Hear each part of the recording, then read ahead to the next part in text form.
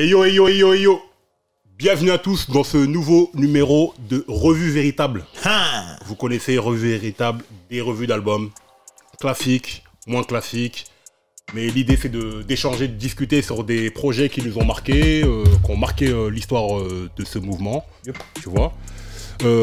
Pour commencer, là, je suis accompagné à ma gauche de mon binôme, l'homme infernal, le Bougarno. Vas-y, balance tes a.k.a. Vas-y, envoie. A.k.a. Arn Automatique. Yes. A.k.a. Arn Nintendo. Avec la manette. Pour ceux qui n'auraient pas vu. C'est ça les bails. On garde le reste pour après. Ok. Bon, moi, vous savez, DJ Flexstar. Mais aujourd'hui, c'est très spécial. Aujourd'hui, Attends. DJ Flexstar, a.k.a. Flexstar de motherfucking DJ. A.k.a. DJ de fuck Flexstar. Et ça, on garde ça pour après le reste aussi. Ok. Aujourd'hui, c'est très spécial parce qu'on est accompagné d'un illustre invité. Tous nos invités sont illustres, mais celui-là, d'autant plus que tous les autres. Shout out à Herbie. Shout out à Richie Wayne. Aujourd'hui, on est accompagné de Monsieur Raphaël Dacruz. Yep. Merci les gars. Give it up. Merci beaucoup, ça fait plaisir, merci les gars. Raphaël Dacruz, a.k.a. Raph Style Cruisine. On l'avait jamais fait, Just Cruisine. Pour la référence, pour ceux qui savent pas, Style Cruisine c'est un son, Just Cruisine c'est un son. À vous d'aller trouver de qui. Ok, voilà. On t'a jamais fait les trucs Tom Cruise ou je sais pas quoi? Non, jamais, ça tue. Franchement, je vais les garder, ces pseudos-là, ils sont charmés. Donc, merci d'être là. Merci à vous pour l'invitation, les gars, ça fait trop plaisir. C'est cool. Franchement, on a discuté un petit peu par DM et tout. On t'a envoyé l'invitation. Et le mec, super réactif, super cool, super disponible. C'est pas le cas de tout le monde, donc voilà, je tenais à le dire et avec te plaisir. remercier. Voilà, plaisir parce que j'ai eu l'occasion d'échanger avec vous déjà un petit peu, regarder justement certaines de vos émissions Parole Véritable, Revue Véritable, et c'est un truc de passionné avec de l'érudition, donc voilà, c'est cool, tu vois, de discuter avec des gens qui connaissent un peu, qui sont là pour partager, transmettre, donc ça fait plaisir, quoi. Merci beaucoup. Donc aujourd'hui, pas de suspense inutile, aujourd'hui l'album dont on va discuter, c'est Method Man et Redman, ça colle à l'actualité, hein, pour ceux qui ont regardé le 420 là, le versus, enfin le concert. Ouais, grave. Les moyens, c'est de plus en plus énorme, là, c'est clair. C'est un concert là, il y a même plus de trucs. Il y a des grues et tout, c'est un truc de malade là. Franchement, c'était ouf. Method Man et Redman, Blackout, le numéro 1. Donc, cette vidéo intervient dans le cadre de deux vidéos parce qu'on va faire le Blackout 1 et le Blackout 2. Donc, si vous tombez sur cette vidéo, regardez le Blackout 2 et bon, si vous regardez le... Et vice versa. Exactement. Donc, Method Man et Redman, Blackout, leur premier... Non, c'est pas leur premier album, c'est leur deuxième. Non, c'est leur premier, celui-là. C'est le premier ensemble. Parce qu'en fait, moi je pense à The Show, ça à l'époque, c'était pas un album. Tout à fait. Qui est sorti en 2000. En 99. 99. Septembre 99. Septembre 99, ouais, presque 2000. Je me souviens parce qu'il disait presque, Parce qu'il a beaucoup tourné après, justement, en 2000. En 2000, quand vraiment on l'a saigné cet album-là, parce que voilà. À l'époque, c'était une époque où l'album sortait, et c'était 3-4 mois après que le single sortait, les clips et tout. Bien sûr. Un album de malade, on l'a réécouté pour l'occasion là, et franchement ça m'a replongé dans l'époque en fait. T'avais envie de remettre des sapes XXL là, tu vois, j'avais envie de ressortir les baguilles et tout. Bon, je vais commencer par toi Raphaël. Ok. La question d'habitude, toi comment t'as découvert cet album? Comment il est arrivé à tes oreilles? En fait moi à cette époque là, donc moi je l'ai découvert ni en 99 ni en 2000 mais plutôt en 2001. C'est l'époque où j'écoutais beaucoup de rap français et je commençais à glisser vers le rap américain. J'avais un pote notamment qui s'appelait Steve qui était à fond culture quinri, tu vois, basket, rap quinri et tout. Et il commence à me faire découvrir des trucs de rap quinri et en fait ça a été quasiment une de mes portes d'entrée dans le rap américain, cet album, avec le premier album du Wu-Tang. Et ouais, tu vois, voilà. C'est pas mal, franchement, c'est la grande porte. On rentre dans le rap carry par la grande porte, tu vois. Alors, j'entendais des trucs de rap carry, tu vois, en écoutant la radio, etc. Mais vraiment, en termes d'album, on va dire, tu vois, vraiment de s'écouter un album de A à Z. Ça a été les deux albums qui m'ont mis dedans, avec Chronique de Dre aussi. Enfin, le 2001 de Dre. Et ouais, en fait, bah, moi, j'ai kiffé direct tu vois, l'énergie des mecs. Surtout qu'en plus, étant donné que moi, à cette époque-là, tu vois, je suis adolescent. En fait, ce que j'adore dans le son new-yorkais de cette époque-là, tu sais, c'est les trucs un peu électroniques, agressifs et tout, tu vois. Donc les Rough Riders, Busta, tu vois, vraiment le son de cette époque-là. Et là, bah, pour le coup, sur cet album-là, il y a The Rock Wilder qui est leur grand morceau signature, tu vois. Mais même, tu vois, les prods d'Erick Sermon qui sont des prods de funk un peu synthétiques, tu vois, c'est l'après EPMD.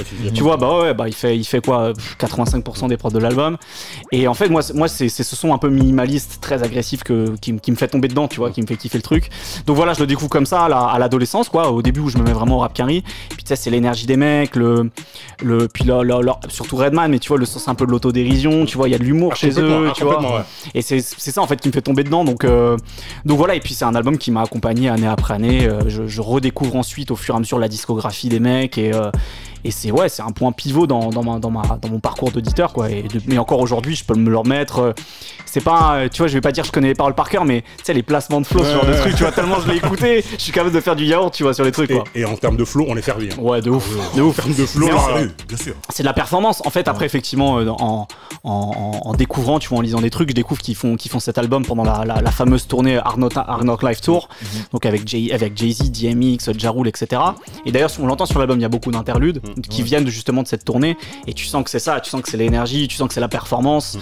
Donc c'est que des beats qui cognent, eux qui à chaque instru d'Erick Sermon, je trouve un flow différent, etc. Tu vois. Incroyable. Et en fait, moi, c'est ça qui me fait kiffer dedans. Et en plus, je vous disais, à l'époque, moi, je suis très rap français. Et en fait, ce qui me fait kiffer dans le rap français, c'est des mecs comme Busta Flex à l'époque, tu vois, etc.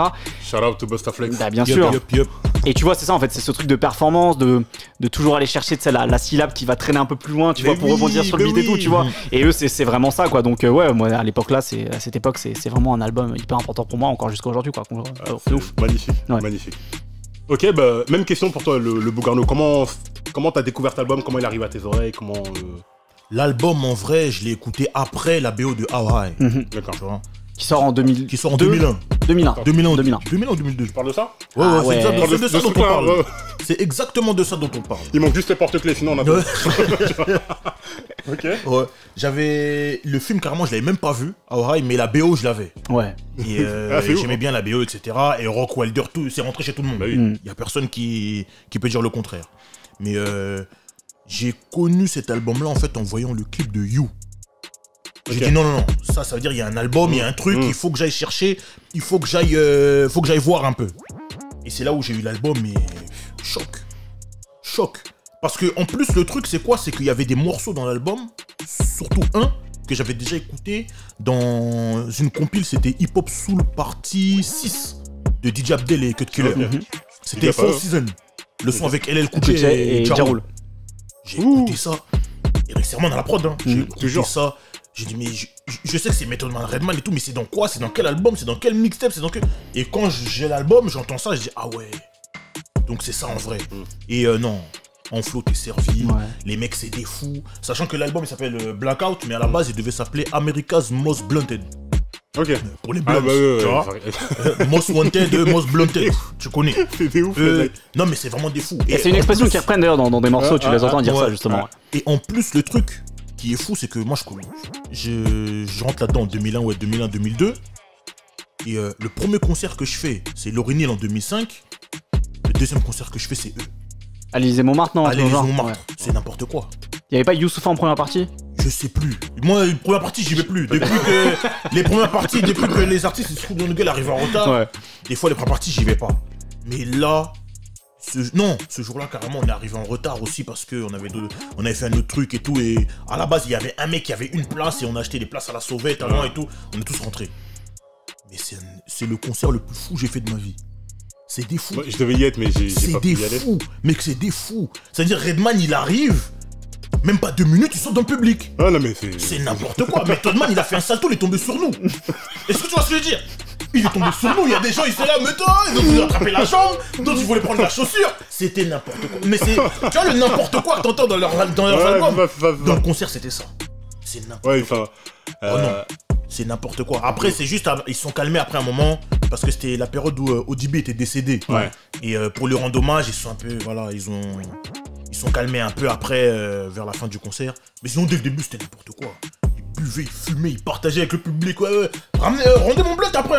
Et les mecs, ils le rendent en plus. Non, c'est n'importe quoi. Eux, c'est n'importe quoi. Magnifique. Ouais, mais c'est vrai que c'est une véritable un bordel, quand tu regardes bien, c'est un bordel organisé. Tu vois? Ah bah c'est les Carrés, ils maîtrisent le truc, tu vois. Non, franchement, même s'il y a de la folie, ils maîtrisent quoi. Chaud. Que ce soit le concert ou même l'album, ou même ce qu'il y a autour de l'album, les clips et tout, tu sens que c'est bordélique, mais c'est organisé. Bah c'est un peu à l'image, tu vois, même de leur texte, tu vois, c'est des mecs qui vont faire des références à la pop culture constamment, tu sais. sais, à des conflits. Tu sais, à un moment, ils parlent du Liban. À un moment, ils vont te dire, je crois que c'est Redman, il a une phrase comme ça, il fait You're soft like Palmolive, tu vois, genre, vous êtes doux comme du liquide vaisselle. Tu sais, ils font plein de références comme ça, tu vois. Ils font référence à Chucky, enfin bref, tu vois, ils font plein. Et en fait, c'est plein de pensées, tu vois, plein de références comme ça bordéliques, tu vois, ça part dans tous les sens, mais au final bah ça te met des claques à chaque fois parce qu'ils ont cette énergie, puis tu sais ils ont leur voix aussi, cette voix caverneuse de Method Man, la voix un peu plus nasillarde de Redman, tu vois, et tu sais tout ça en fait c'est effectivement c'est bordélique, mais ça te fout une dose d'énergie à chaque morceau et c'est fort quoi. Ouais, l'énergie c'est vraiment le maître mot avec ces mecs là. Mais tu sais, pour la petite anecdote, moi ce concert là j'ai pas pu y aller, mais le truc c'est que mon pote, il mixait l'after party. L'after party qui était le truc rue de vers Bastille là. Le réservoir. Ils sont pas venus, bon. Voilà, ils sont pas venus, voilà, déclaré. Mais le truc c'est que la meuf qui avait organisé le truc, tu vois, il y avait les doléances des carrés, tu vois, ils voulaient, je sais plus combien de bouteilles de Hennessy, elles étaient là, ils voulaient je sais pas combien de meufs, elles étaient là aussi. Il y avait toute une foule qui était prête et tout. Moi j'étais comme un ouf, j'ai rencontré Method Man, Redman et tout. Bon, ils sont pas venus, bon, laisse tomber. Ça fait penser à une phase de Desporuti, ça. Dans un morceau, il disait fuck les rappeurs new-yorkais qui nous snobent, tu vois, après les concerts, ou genre de trucs, ça fait penser à ça, quoi. Ouais, mais, et pour la petite anecdote, bon, je termine là-dessus, c'est que bon, ils sont pas venus, on a fait la soirée. Moi, je rentre chez moi, je prends mon sac, je vais en partiel. Ah ouais, ça devait être dur le partiel. Le partiel, c'était compliqué. J'ai raconté n'importe quoi, je crois que j'ai raconté l'histoire de Rambo 2 ou un truc comme ça. Enfin, des fois, je faisais ça quand je connaissais rien en truc, je me dis, bon, moi, tu vas au bluff, quoi. Ouais, voilà, moi, l'examinateur, moi, il aura un truc à lire. Il va des fois, ça marche, ça. Ah non, mais j'ai eu des notes comme ça. En fait, t'as voulu leur faire comme dans Hawaii, en fait. Exactement. T'as voulu leur faire comme dans le film. Exactement, comme quoi tout se rejoint. Mais le truc c'est que voilà, moi comment j'ai découvert cet album, moi c'était j'étais déjà DJ à l'époque, hein, j'avais commencé en 98, du coup on achetait des vinyles, on achetait des CD et tout, et je me souviens qu'on avait récupéré le maxi de The Rock Wilder qui était sorti je crois en été peut-être, hein, parce que ça arrive en septembre, donc ouais, c'est possible qu'ils s'en donnent pas avant, ouais. À l'époque en tout cas, les mecs nourrissaient les DJ avec des maxi pour qu'ils commencent déjà à jouer les sons en radio et tout, parce que c'est très, très important à l'époque la radio.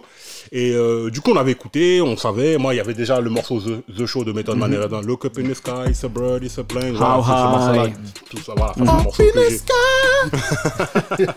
Ça c'est vraiment mon morceau. C'est le morceau qui a vraiment fondé le duo. Exactement, quoi. Et pour moi c'est un morceau de ouf, qui est trop sous-estimé, enfin pas assez cité, blablabla, tout ça, vous connaissez.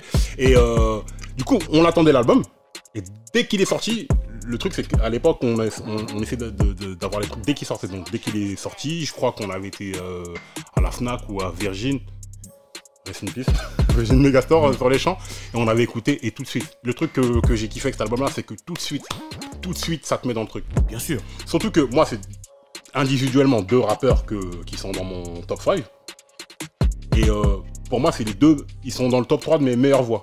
Ah bah ouais. Ils sont pas 2 et 3, tu vois. Ils sont plutôt 1 et 2, c'est ce que je veux dire. En termes de voix, ouais, bien sûr. Method Man, Redman, c'est vraiment particulier. Redman, clairement, il est dans mon top 5, moi. Ah bah, Method Man, frère. Si moi j'avais été un rappeur, c'est un mec comme lui que j'aurais suivi. Ça aurait été une des...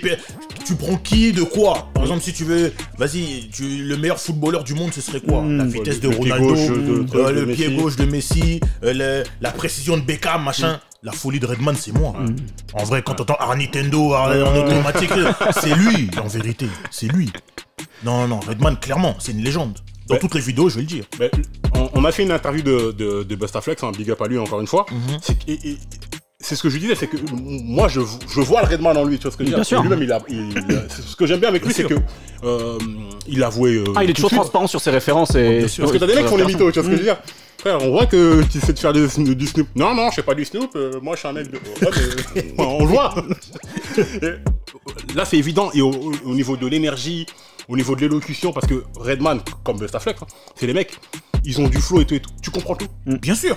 Il n'y a pas de mots mâchés bizarrement, je sais pas quoi, la prononciation, tout ça. Même si tu comprends pas, tu peux répéter. C'est ça. Tu vois, c'est ça qui est fort avec Redman. Nous, bon, heureusement, grâce au rap, on était déjà dans l'anglais à l'époque et tout. Et c'est vraiment des morceaux qui nous ont bercés, parce que voilà, tu le rappelais, il y a certaines expressions et tout. Et surtout, moi, c'est comme tu dis, la folie. Mais le bon côté, en fait, c'est carrément un bon côté du hood. Parce qu'on était trop dans dans une époque rap hood. Comme tu dis, il faut avoir, comme je dis souvent, il faut avoir tué 17 personnes pour rapper ou truc. Alors que, oui, ils ont pas ça, Method Man et Redman. Eux, c'est vraiment le truc, le côté fun. Voilà, c'est-à-dire que même tu regardes dans l'équipe de Redman, ils sont là dans le hood et tout. Mais il y a un truc drôle. La meuf qui passe mon salaire, la meuf elle tombe, elle se viande contre la voiture. Dans Albidat, ouais. Même le début du clip de Tear the Roof Off, ça commence avec des mecs qui ont des gaz et tout, tu vois. C'est de l'humour tout le temps, quoi. Mais tu sais que jusqu'à aujourd'hui, hein. Bah oui. Redman, slap Sheda, tu t'as vu c'est n'importe quoi. Mais il chiffre à tout le monde, il y a une daronne qui dit Can I de c'est n'importe quoi. Et bah Method Man même ça l'a suivi, il avait fait ce fameux truc avec James Corden là, le présentateur d'émissions d'origine britannique là, où je crois que ça s'appelait Mic Drop ou un truc dans le genre. Et tu sais en fait il clashait des célébrités, il y avait des célébrités qui venaient faire le truc de rapper et tout. Et donc c'est Method Man qui est à l'origine de ça. Donc en fait c'est vraiment des trucs qui les suivent, c'est-à-dire ce truc de d'autodérision, de pas se prendre au sérieux, même si tu vois il y a toujours ce truc de on n'est pas des mecs à emmerder, tu vois, c'est dans The Rock Wilder, il dit on a un fusil à canoncier dans la main, tu vois, etc. Tu sens que c'est des mecs qu'il faut pas les faire chier, ils viennent du hood, mais en même temps il y a ce truc d'humour, de décalage et ça fonctionne trop bien. Et puis les deux ils sont trop bien trouvés pour ça. C'est eux, ils forcent rien. C'est ça qui est cool, ils forcent vraiment rien. Bah pour ceux qui ont vu le versus, vous savez que les mecs sont complètement nature et tout, ils délirent et tout. Et en fait c'est un show, c'est un vrai show en fait. Mais The Red Meuf Show, la série qu'ils ont fait, c'est ça, c'est clairement ça. Non, ça pour moi c'est le meilleur duo du rap qui n'est pas un groupe. Ouais, je comprends ce que tu veux dire. Tu vois, le meilleur duo qui n'est pas un groupe. Mobb Deep c'est un groupe, Outkast, UGK, tout ça, ouais.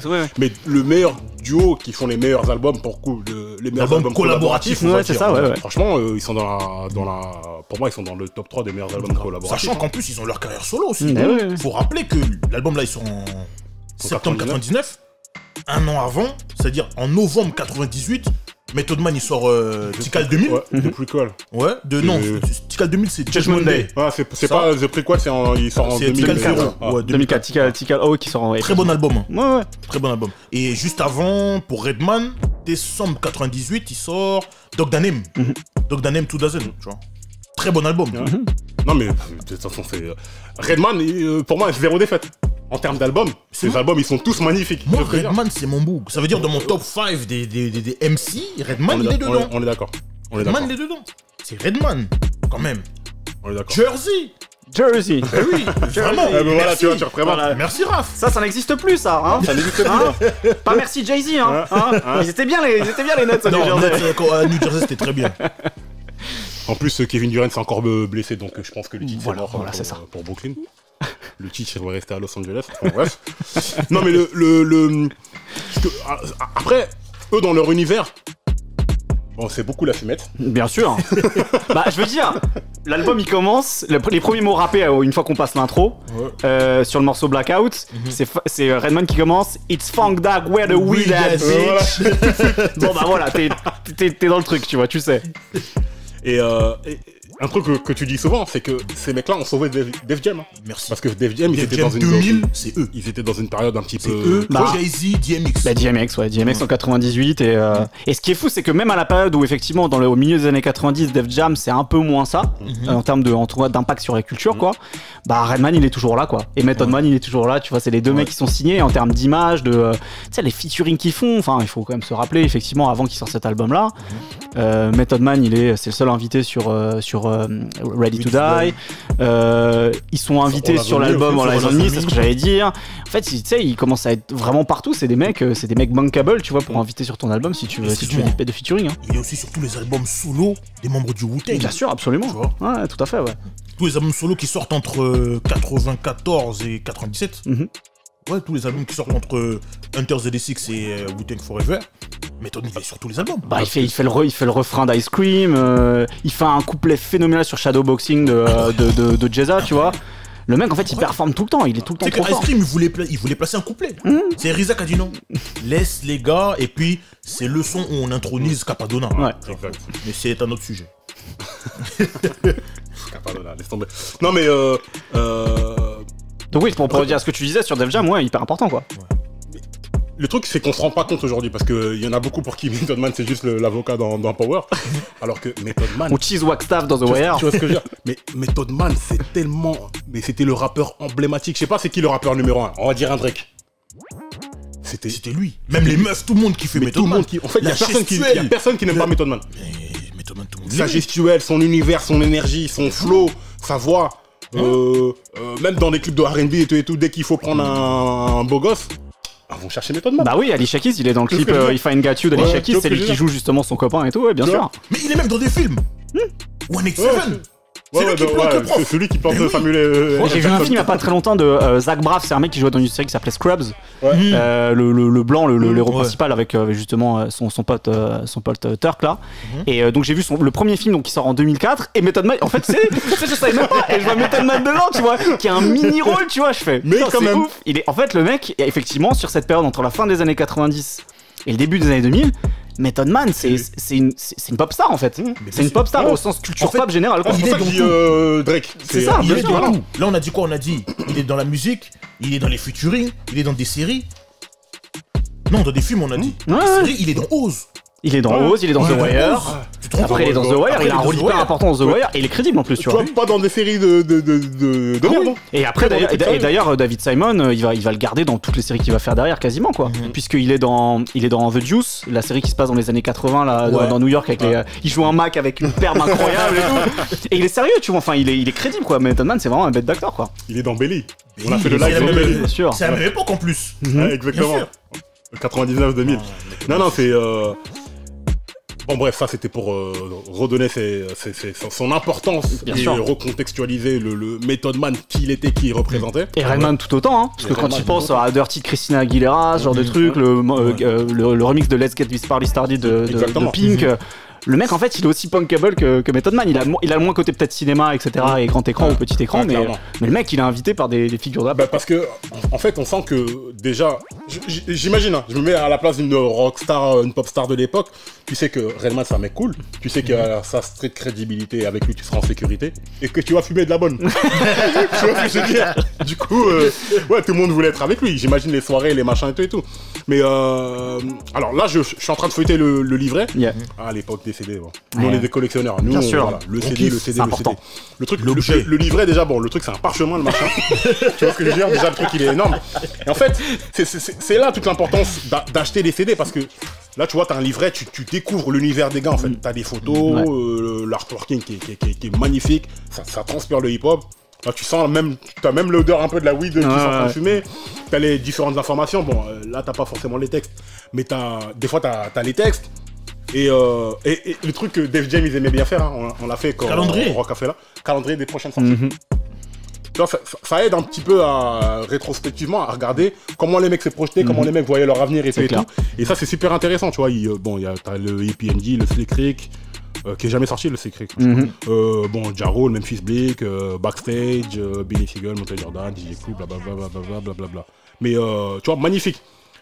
Et franchement, moi je garde un très très bon souvenir de cet album, de la manière dont il est arrivé. Et bon, on va commencer par parler des tiercés, parce qu'il y a des titres qui sont incontournables, dont on ne peut même pas...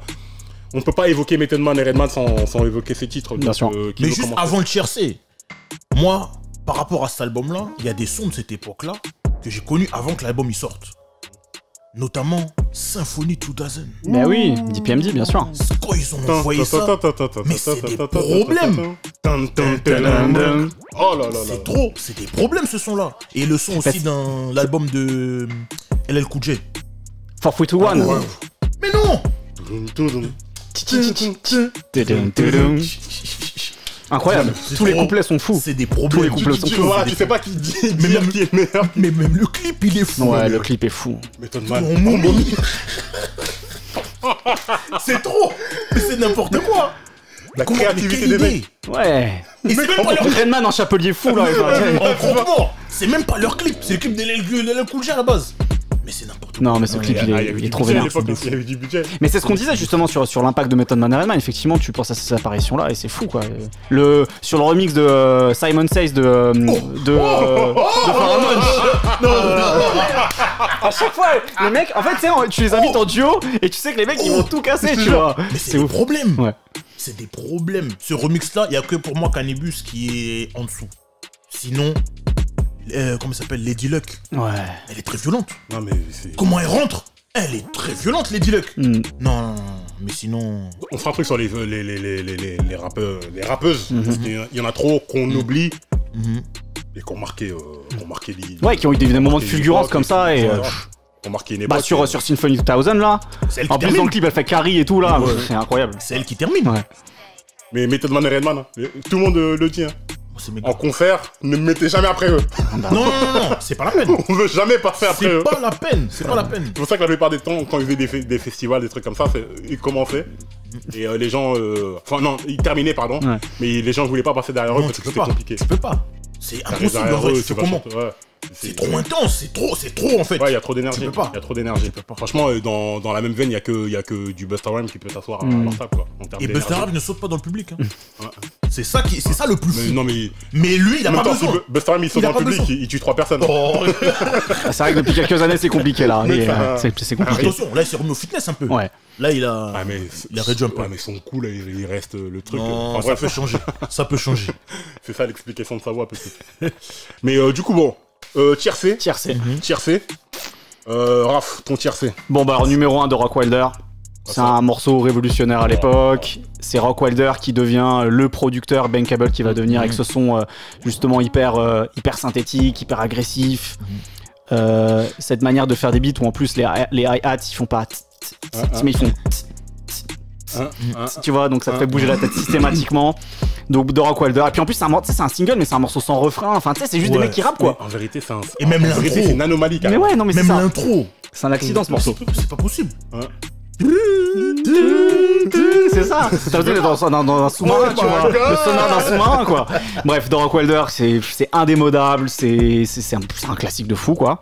On en parlait tout à l'heure, Four Seasons, parce que j'adore. En fait, j'adore l'énergie des 4 mecs, tu vois, ces 4 mecs qui sont des stars de Def Jam. Et surtout le couplet d'LL Cool J. LL Cool J, il a quand même déjà plus de 10 ans de carrière à ce moment-là. Et il te sent un couplet, il est vénère, il est revanchard. Ouais. Après, il fait.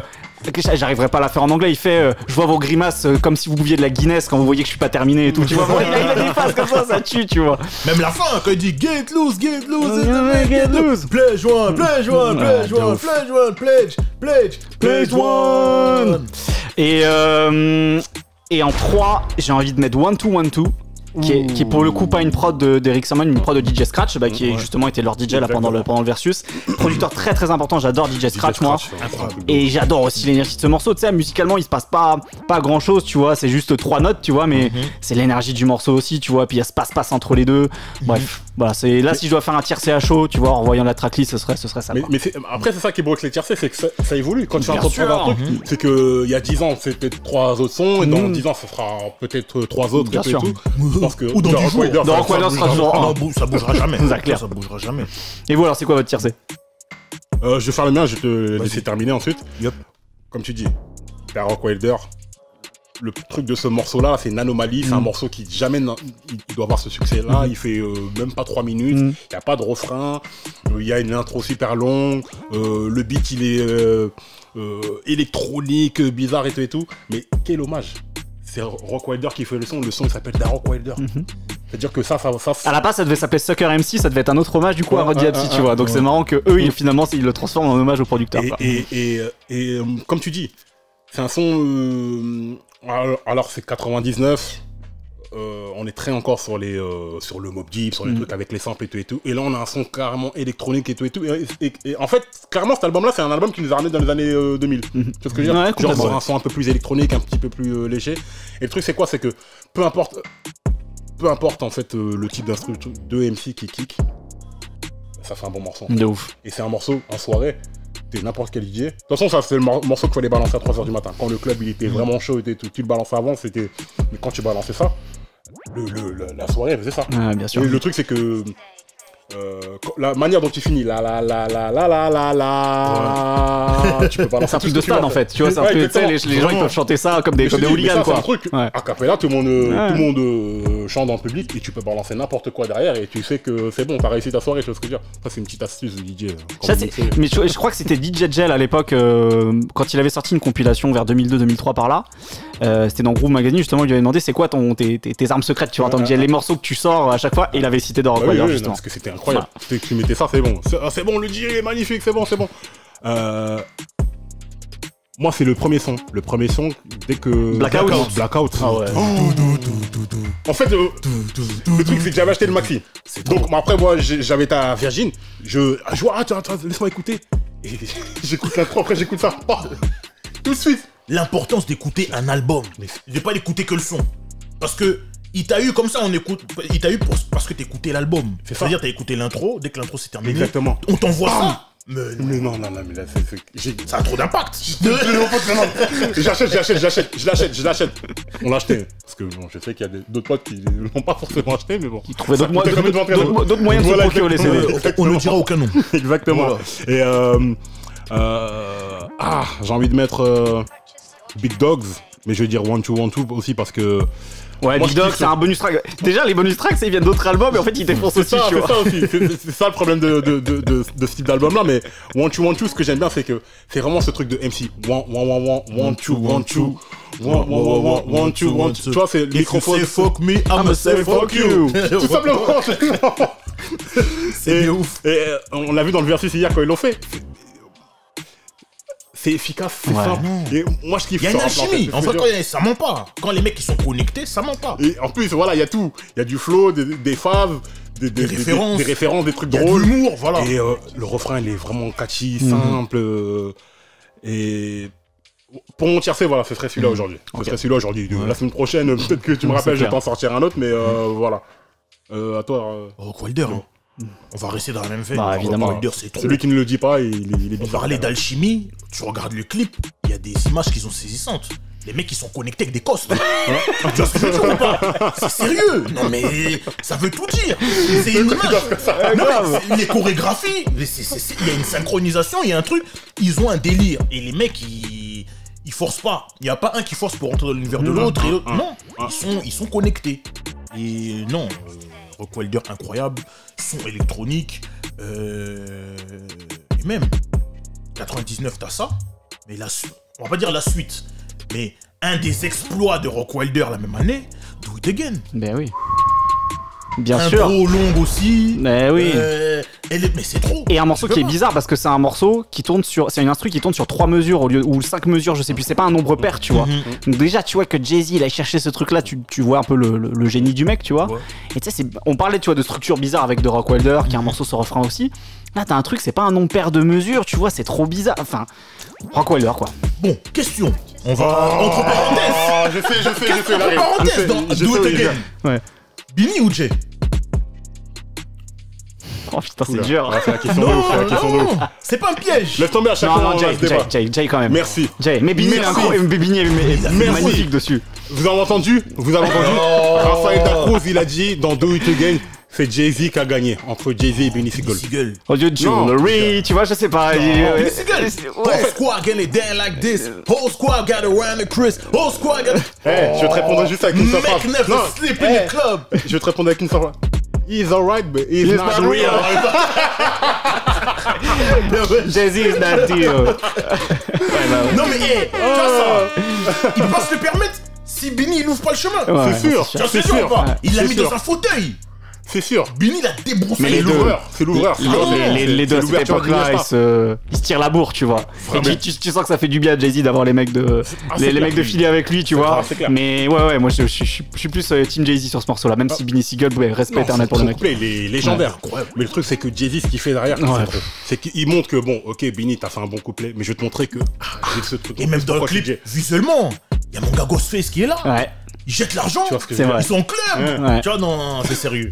Bon, toujours la parenthèse. Le mec il trouve toujours un moyen d'en passer une il faut. Ce son là il est incroyable. Et même on parle de Rock Wilder, on parle pas assez des producteurs qui ont Qu'on fait le taf. Je vous recommande un article que j'avais fait sur Rock Wilder. Je peux J'avais fait un top 25 des productions de Rock Wilder sur le site d'ABCDR du son. Voilà. Si vous voulez redécouvrir, On va mettre ça en story, on va mettre ça sur notre Insta. T'en fais pas. On va mettre ça. T'en fais pas. On va promotionner, on va promote le truc. Tu vas voir le nombre de vues, il va exploser. Clairement. T'inquiète pas. Donc j'ai dit Rock Wilder en 1. En 2, Four Seasons. Parce que c'est le premier son en vrai que j'écoute du projet. Avant que je ne connaisse le projet. Et non, c'est n'importe quoi. Y a pas de refrain. C'est un freestyle ou c'est quoi? Ouais, c'est ça. Tu vois, et puis les mecs ils rappent. Et tu sais que même Ja Rule, on est tous là, oui, 50 il a détruit, machin. Non, mais Ja Rule il s'est rappé. Ja Rule il était trop chaud à cette époque-là. Ja Rule il s'est rappé. Il a rappé. Il a bien terminé. Non, mais les 2 premiers albums de Ja Rule, c'est fort, tu vois. Ah non. Les compilations, justement Murder Inc. aussi. Murderers, même l'album avec les Kadiakta, les Black Shite. C'est incroyable. Mais après, bon, tu vois ce que tu dis sur Ja Rule là, moi ça rejoint toujours ces mêmes débats. Tu vois, c'est Ja Rule, 50, Boubarov ou. Eh les gars, on a le droit d'aimer les deux. Voilà, tout simplement. Moi je comprends pas pourquoi les mecs ils ont une embrouille entre eux. Ok, mais moi j'aime bien ce son là, j'aime bien ce son là. Je vais pas m'interdire d'aimer de la musique parce que les mecs ils avaient un grief. C'est leur problème à eux quoi. C'est pas notre problème à nous en tant qu'auditeurs. Demain vous réconciliez. Moi je suis là, très bien. Bien sûr. Les gars, on a le droit d'aimer les deux. Et Ja Rule, je sais pas sur quelle planète on peut critiquer un mec comme Ja Rule. Non, il a fait des hits. Je comprends pas. Même, il y a de très bons morceaux de Ja Rule et de très bons albums. Classique. Très très bons albums. Bah oui. C'est ça que les gens oublient. Et il a fait danser tout le monde. Tout le monde a dansé sur du Ja Rule, etc. Enfin bref, c'était la petite parenthèse. Voilà. Mais ça, et 3ème, You.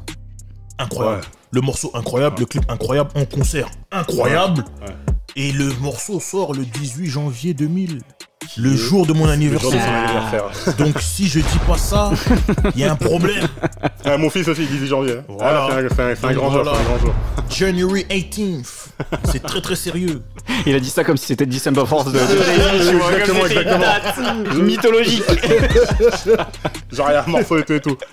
Mais ouais, du coup, franchement, Tiercé très solide. Ouais. Tiercé trop solide. Bah, tu peux en faire beaucoup des Tiercé avec cet album-là. Après, les clips.